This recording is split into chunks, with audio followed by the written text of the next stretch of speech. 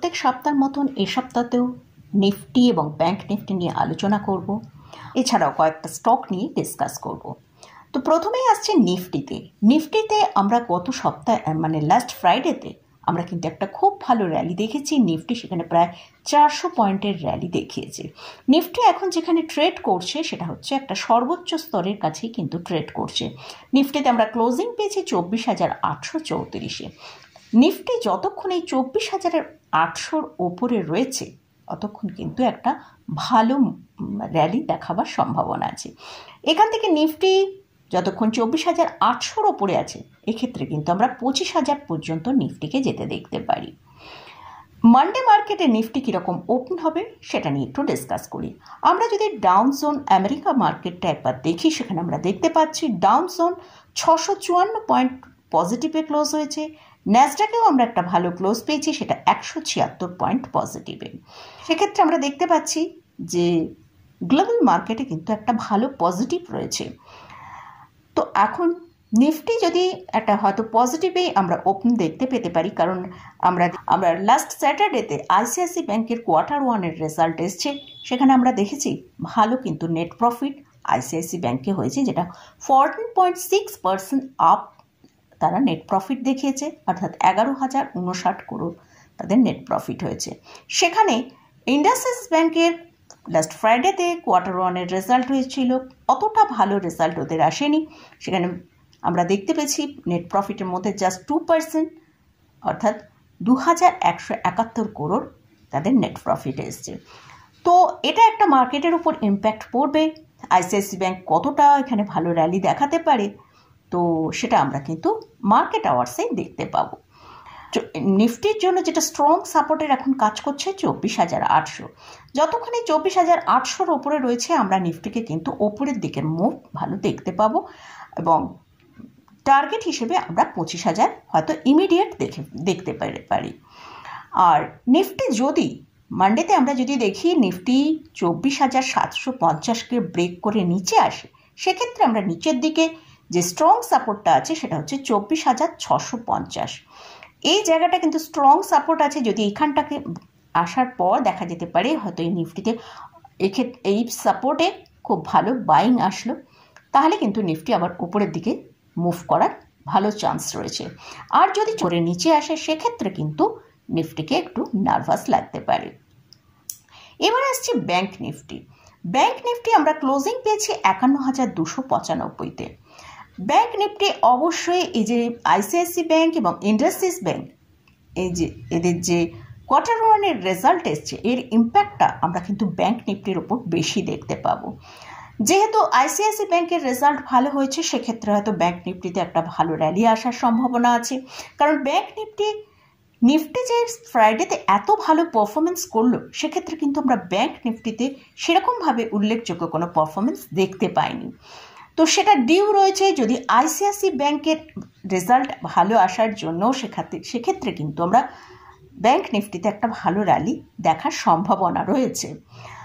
আর ইন্ডাসইন্ড ব্যাংকের রেজাল্ট যেহেতু খুব একটা ভালো আসেনি, সেক্ষেত্রে হয়তো ইন্ডাসইন্ড ব্যাংকের জন্য কিছুটা নেগেটিভ মোডও তৈরি হতে পারে ব্যাংক নিফটির মধ্যে। তো যদি আমাদের লেভেলগুলো ফলো করতে হবে, ব্যাংক নিফটি 51,534-এর উপর যখনই ট্রেড করতে শুরু করবে, ব্যাংক নিফটিতে আমরা 51,950 পর্যন্ত ওপরের দিকের মুভ দেখতে পারি, এবং 51,950-এর ওপরে গেলে সেক্ষেত্রে আমরা 52,230 পর্যন্ত ওপরের দিকের মুভ দেখতে পেতে পারি। আর যদি ব্যাংক নিফটি 50,850-কে ব্রেক করে নিচে আসে, সেক্ষেত্রে কিন্তু আমরা একটা ভালো সেলিং ব্যাংক নিফটির মধ্যে দেখতে পেতে পারি। তো মোটামুটি এটা গেল নিফটি এবং ব্যাংক নিফটি নিয়ে আলোচনা করলাম। এবারে কয়েকটা স্টকে আপনারা আমার ভিউ জানতে চেয়েছেন, সেই সব স্টকগুলো নিয়ে আলোচনা করব। প্রথম যে স্টকটা নিয়ে আলোচনা করছি সেটা হচ্ছে ভারতী এয়ারটেল। এই স্টকটার এখন কারেন্ট প্রাইস চলছে 1,514 টাকা। এই স্টকটা কিন্তু তার সর্বোচ্চ হাইয়ের কাছে ট্রেড করছে।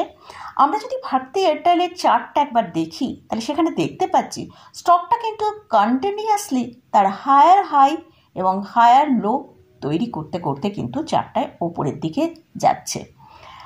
শুধু আমরা 4 জুনে স্টকের আমরা দেখেছি এই যে হায়ার হাই হায়ার লো তৈরি করছিল সেখানে একটা ব্রেক এসছিল, কিন্তু সেখান থেকেও আবার ভালো রিকভার করে স্টকটা ওপরের দিকে ভালো মুভ করছে। এই স্টকটাকে কিন্তু লং টার্মের জন্য হোল্ড করা যেতে পারে। আর যদি ট্রেডিং পারপাসে স্টপ লস রাখতে চান তাহলে অবশ্যই 1400 টাকা স্টপ লস মেনটেন করে স্টকটা হোল্ড করা যেতে পারে। নেক্সট যে স্টকটা নিয়ে আলোচনা করছি সেটা হচ্ছে সম্বর্ধন মাদারসন। এই স্টকটা লাস্ট 1 ইয়ারে 101% র্যালি দেখিয়েছে। এটা হচ্ছে ইন্ডিয়ার লার্জেস্ট অ্যান্সিলারি কোম্পানি। এরা অটোমোটিভ ইকুইপমেন্ট ম্যানুফ্যাকচারিং করে এবং সেল করে। এটা একটা লার্জ ক্যাপ স্টক। এদের মার্কেট ক্যাপ হচ্ছে 1,33,088 করোড়।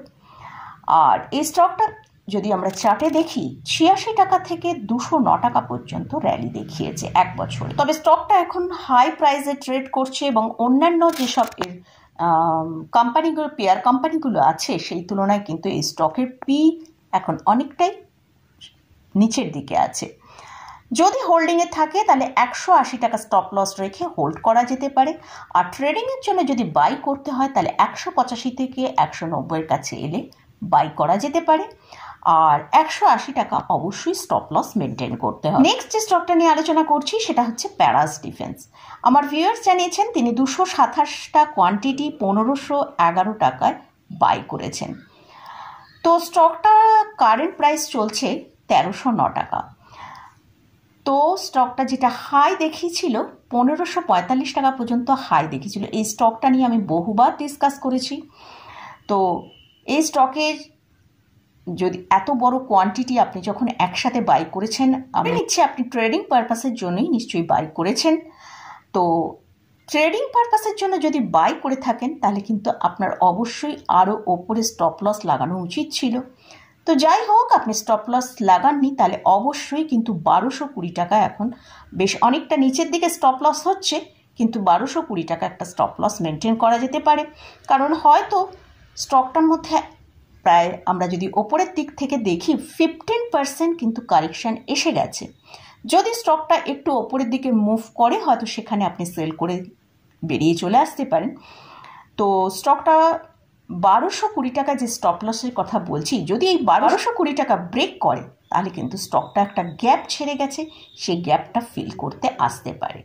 তো আমি এই স্টকটা যেহেতু একটা স্মল ক্যাপ ক্যাটাগরি স্টক, তাই আমি সব সময় আপনাদের সাথে শেয়ার করি যে স্মল ক্যাপ ক্যাটাগরিতে যেমন র্যালি ভালো আসে, তাই যখন কারেকশানও আসে সেখানে কিন্তু একটা বড় কারেকশানও আসে। অর্থাৎ সেখানে আমরা 40% থেকে 70% কারেকশান দেখতে পেতে পারি।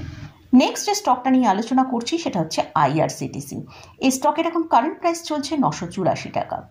এই স্টকটা রিসেন্ট আমরা দেখেছি কিন্তু ভালো প্রফিট বুকিং এসছে। বাজেটের পর থেকে কিন্তু বাজেটের আগে থেকে এখানে প্রফিট বুকিং শুরু হয়ে গিয়েছিল। আমরা বাজেটের পরেও দেখছি কন্টিনিউয়াসলি প্রফিট বুকিং হচ্ছে। আমার ভিউয়ার্স জানতে চেয়েছেন এই স্টকে সুইং ট্রেডিং করা যাবে কিনা। চার্ট দেখে কিন্তু এই স্টকের সেরকম সুইং ট্রেডিং করার পজিশনে নেই। স্টকটা একটা যে স্ট্রং সাপোর্ট রয়েছে সেটা হচ্ছে 900 থেকে 920 টাকা। এটা যদি ব্রেক করে নিচের দিকে 850 টাকার কাছে চলে আসতে পারে। তবে যারা লং টার্মের জন্য স্টকটা পোর্টফোলিও অ্যাড করতে চাইছেন তারা কিন্তু এই 850 থেকে অল্প অল্প করে তাদের পোর্টফোলিও অ্যাড করতে পারেন। তো মোটামুটি এই স্টকগুলো নিয়ে আলোচনা করলাম। এই স্টকগুলো কিন্তু আমি কোনোটাই বাই রেকমেন্ডেশন করছি না। আপনারা এই স্টকগুলো নিয়ে আমার ভিউ জানতে চেয়েছেন, সেটাই আমি আপনাদের সাথে শেয়ার করলাম। তাই ইন্ডেক্স এবং এইসব স্টকের মধ্যে কোথাও যদি আপনি বাই করতে চান অবশ্যই আগে ভালো করে চার্ট বুঝে নিয়ে তারপর কিন্তু বাই করবেন। তো মোটামুটি আজকের মতন ভিডিওটা এখানেই শেষ করছি। ভিডিওটা যদি ভালো লাগে অবশ্যই লাইক করবেন, শেয়ার করবেন, সাবস্ক্রাইব করবেন। ধন্যবাদ।